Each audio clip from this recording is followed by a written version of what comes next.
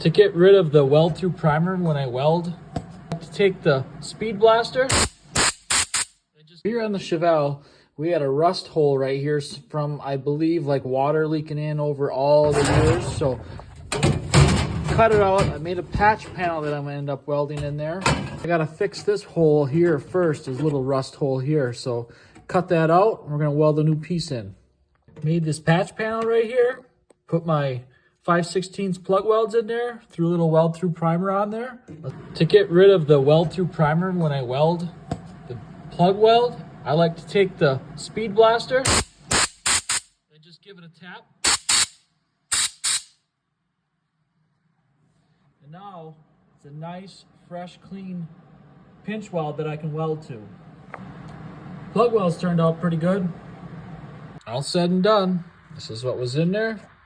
That's what's in there now.